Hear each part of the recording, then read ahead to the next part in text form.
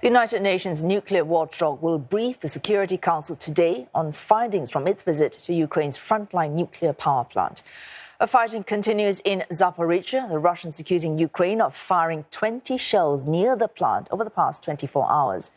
Ukrainian President Volodymyr Zelenskyy says the attacks show Russia does not care what the IAEA will say.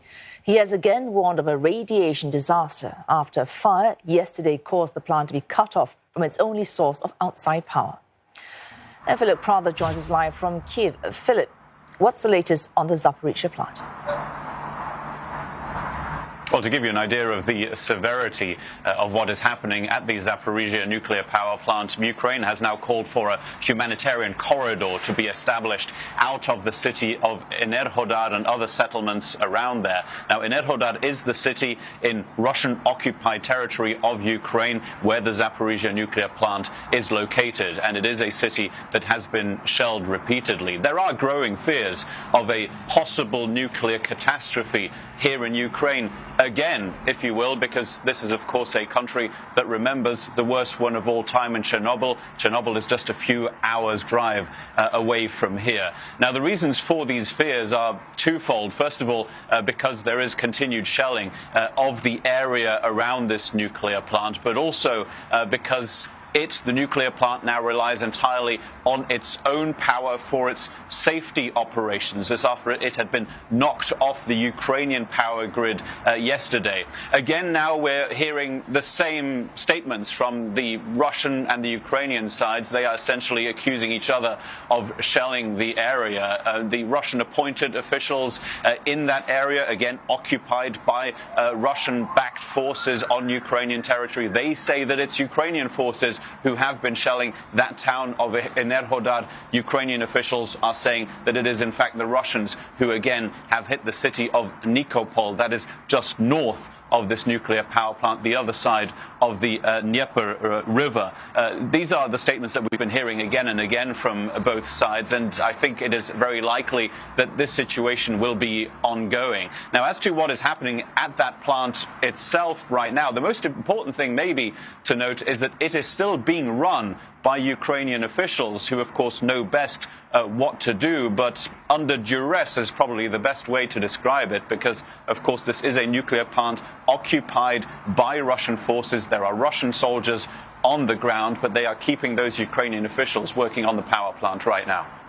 Oh, Philip, one option we've heard to stop that shelling around the plant in the last few weeks, we've heard, why not demilitarize the area around Zaporizhzhia? Now, even if the IAEA calls for that, given that Russia is on the a permanent member of the Security Council and therefore has a veto, can the UN have any power to do anything as far as demilitarizing goes? I think what we'll hear from the United Nations today, and directly from the IAEA head, that's Rafael Grossi, he will be briefing the UN Security Council later today in New York, this presumably just after releasing the IAEA's report as to what exactly it believes is going on at the Zaporizhzhia nuclear power plant. What we will get from this is the IAEA's assessment, but not necessarily any moves toward improving the situation. You're absolutely right to say that Russia has a veto in the UN Security Council. We're a long way off from any kind of resolution, possibly even making its way there in the first place. What we've seen over the last few weeks and months have been the Russian ambassador and the Ukrainian ambassador essentially facing off at the UN Security Council with their very, very different points of view as to who is responsible for the possibility of a nuclear catastrophe at the Zaporizhzhia nuclear power plant.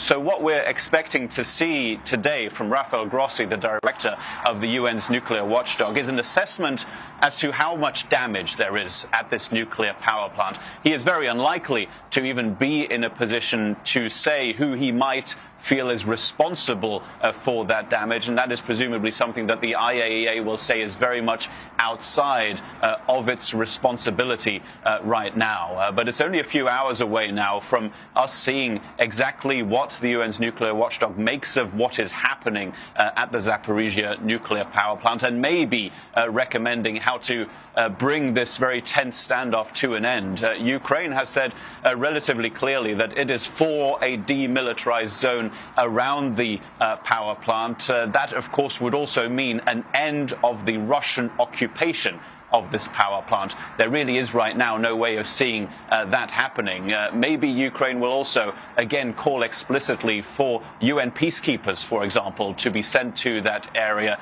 That might be a call that the Ukrainian ambassador to the United Nations will be doing in New York again in a few hours' time.